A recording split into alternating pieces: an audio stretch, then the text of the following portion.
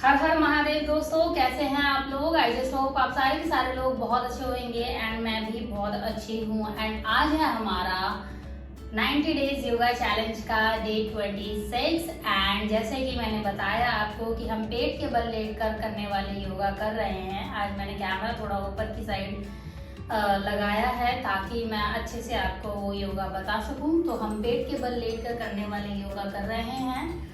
बैठ कर करने वाले योगा हम सारे कवर कर चुके हैं एंड पेट के बल भी आज या कल में कंप्लीट हो जाएंगे, ये वाले योगा भी। ठीक है, सो पेट के बल लेट कर करने वाले योगा में जो हम आज योगा करने वाले हैं उस योगा का नाम है विपरीत मेरुदंडासना। ठीक है, सो विपरीत मेरुदंडासना का क्या रोल है, इसको कैसे करते हैं, इसके क्या फायदे हैं, क्या नुकसान है, किसको करना चाहिए किसको नहीं, कितनी देर तक करना चाहिए एंड किसको इससे बचना चाहिए, वो सब कुछ जानेंगे हम इस एक वीडियो में। सो मेरुदंडासना तो सबको पता ही है कैसे करते हैं। अब आज जो हम करने वाले हैं विपरीत मेरुदंडासना करने वाले हैं। विपरीत इसीलिए करने वाले हैं क्योंकि आज हम करेंगे पेट के बल लेट कर करने वाला योगा। सो पेट के बल लेट कर करने वाला योगा है तो बहुत ही सीधी सी बात है कि हमको सबसे पहले पेट के बल लेट जाना है। तो इसको करना कैसे है पहले चलिए ये देख लेते हैं। तो इसको 2-3 तरीके से किया जाता है। हम करेंगे सबसे पहले एक तरीके से एंड उसके बाद दूसरे तरीके से। तो सबसे पहले तरीके से हमको क्या करना है,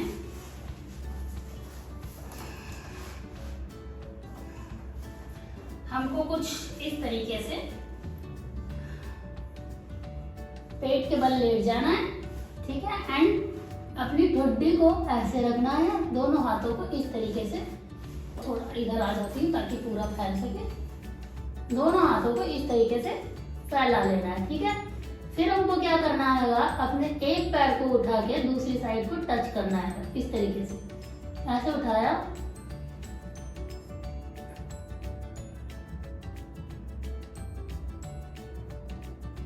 थोड़ी देर इसी स्थिति में रहना है, देन सामान्य सांस लेते हुए वापस आ जाना है।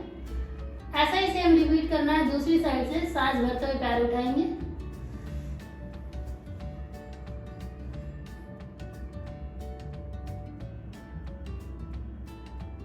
सांस सामान्य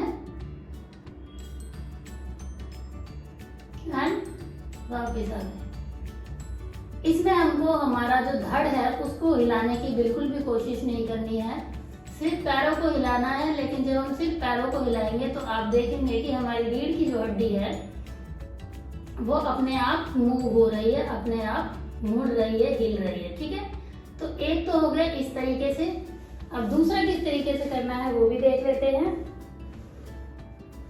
तो दूसरा करने के लिए हमको अपने दोनों हाथों को इस तरीके से आगे करना है, ठुड्डी को कुछ इस तरीके से रखना है और पैरों को कुछ इस तरीके से मोड़ लेना है। ठीक है, इसके बाद हमको दोनों तरफ से अपने पैरों को दूसरी हर तरफ से रखना है। जैसे सबसे पहले इस साइड फिर इस साइड, जिससे कि आपकी जो रीढ़ की हड्डी है वो पूरी मोड़ दो, पूरी मुड़े कुछ इस तरीके से।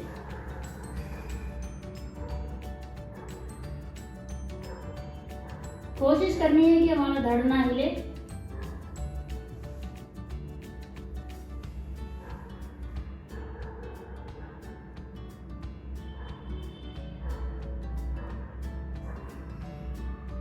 ठीक है, देन दोबारा से अपने पंजों को रखते हुए सामान्य स्थिति में आ जाना है और मकरासना की स्थिति में आप आ सकते हैं। थोड़ी देर इसी पोजीशन में रहें, फिर बाद में इसको दोबारा से आप रिपीट कर सकते हैं।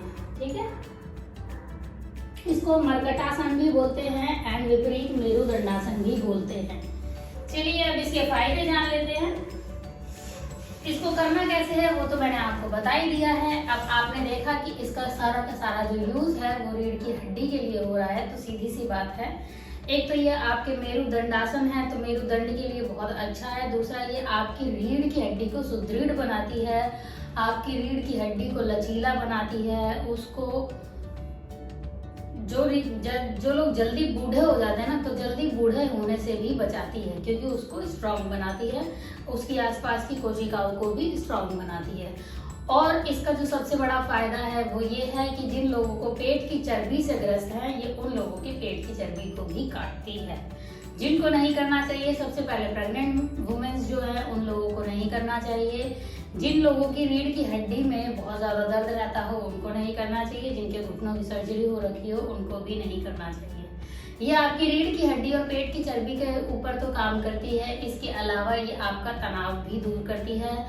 आप जब रोज बहुत ज्यादा जो आदमी खड़े रहने का जिसका काम होता है या बहुत ज्यादा ऑफिस में बैठ कर करने वाला काम होता है जिससे वो इस तरीके से रहता है, तो इस तरीके से रहने से उसकी जो रीढ़ की हड्डी है वो झुक जाती है, मुड़ जाती है एंड बहुत ज्यादा दर्द रहने लगता है आपके लो बैक पेन में।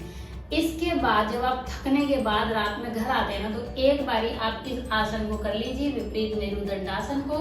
ये ना कि सिर्फ आपका दर्द ठीक करेगा, ये आपके पोस्चर को भी सुधारेगा, आपकी रीढ़ की हड्डी को भी मजबूत करेगा। तो जिन लोगों को दिन भर का बहुत ज्यादा तनाव रहता है, जिन लोगों को दिन भर की बहुत ज्यादा काम काज में ग्रस्त रहते हैं, उसके बाद बहुत ज्यादा थकान हो जाती है, तो उन लोगों के लिए भी ये आसन करना बहुत ज्यादा फायदेमंद है। तो उन लोगों को भी ये आसन करना चाहिए। इसके अलावा जिन लोगों को ज्यादा टेंशन डिप्रेशन रहता है या नींद नहीं आती है, तो उन लोगों को भी ये आसन करना चाहिए।